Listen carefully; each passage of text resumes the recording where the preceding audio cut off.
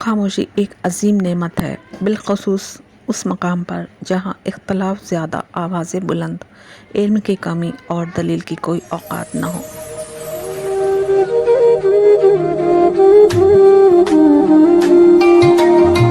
لوگوں کو زندگی عمر گزارنے کے بعد سمجھ میں آتی ہے آپ کی زندگی کی سب سے بڑی غلطی اگر ہے تو وہ ہے ہر وقت بولنا۔ آپ کی سب سے بڑی طاقت اگر کچھ ہے تو وہ ہے آپ کی خاموشی۔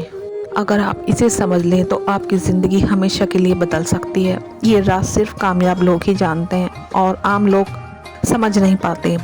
اگر آپ اسے سمجھ لیں تو زندگی میں آپ خاموش رہنے کو ترجیح دیں گے۔ سب سے بڑی غلطی ہماری یہی ہے، ہم ہر بات کا جواب دیتے ہیں، خود پر لگے الزام کو دفع کرنے کی کوشش میں بحث کرتے ہیں۔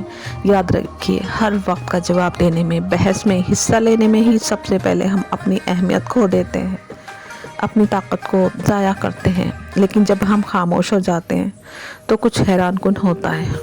آپ کی مرضی کے خلاف کوئی آپ سے بات کرے، بدلے میں آپ خاموشی اختیار کریں تو یہ سامنے والے کے لیے بڑا حیران کن ہوتا ہے۔